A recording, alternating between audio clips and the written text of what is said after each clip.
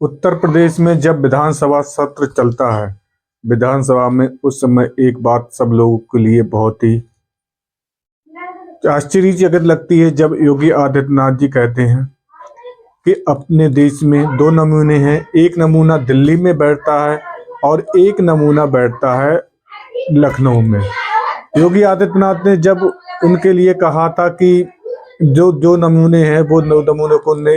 प्रत्यक्ष रूप से और अप्रत्यक्ष रूप से समझाने का प्रयास किया कि इन्हीं की वजह से जो है वो बीजेपी पार्टी आगे बढ़ती जा रही है, क्योंकि प्रदेश में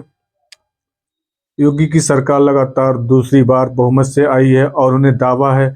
कि ये सीट उन्हें 29 तक तो कहीं जाने वाली नहीं है, और ऐसा ही दावा केशव प्रसाद मौर्य भी कर चुके हैं। दिल्ली में बैठे राहुल गांधी जी कहते हैं कि योगी की सरकार पूंजीपतियों की बाहुबलियों की सरकार है, लेकिन जब जनता उनको पूर्ण बहुमत देती है तो फिर अपनी बात से मुकर जाते हैं। लेकिन जब दिल्ली में राहुल गांधी अपने बयान देते हैं, उन बयानों से ऐसा लगता है लोगों को ये मानना है कि राहुल गांधी की वजह से नरेंद्र मोदी चुनाव जीत रहे हैं, क्योंकि अगर विपक्ष का चेहरा राहुल गांधी को हटाकर अन्य व्यक्ति होता तो कहीं ना कहीं बीजेपी और कमजोर होती। जिस प्रकार से अखिलेश यादव ने विधानसभा चुनाव में तो करारी हार मिली थी, लेकिन लोकसभा चुनाव में बीजेपी को यूपी में केवल 33 ही सीटें मिल पाई थी, जबकि यूपी में 80 सीटें हैं लोकसभा की, और जिसमें से केवल बीजेपी आधी सीटें भी नहीं ले पाई थी।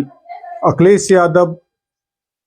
बीजेपी से आगे निकल गए थे, लेकिन जब केंद्र में राहुल गांधी सत्ता में अपने आप को पूरी दावेदारी देने का प्रयास करते हैं, जिससे कि कांग्रेस से अदर पार्टियों में विलय होने के लिए कगार पर हैं सभी, क्योंकि सभी लोग जैसे कि जितिन प्रसाद जी और बहुत सारे बीजेपी में विलय हो गए, और राजस्थान में आपने देखा होगा बहुत बड़े बड़े नेता जो कि बीजेपी में विलय हो गए। लेकिन क्या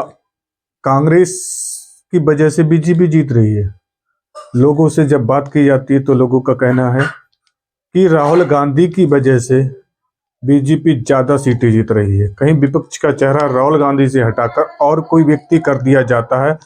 तो बीजेपी इतनी सीटें नहीं जीतती। लेकिन क्या प्रदेश में 2027 में योगी जी फिर से अपना डंका बजाएंगे? जनता का कहना है कि अगर योगी जी निर्दलीय भी आ जाते हैं तो वह अपने पूर्ण बहुमत के करीब पहुंचेंगे, लेकिन विधानसभा में क्या वास्तव में अब देखना होगा 2027 में योगी जी तीसरी बार मुख्यमंत्री बनते हैं।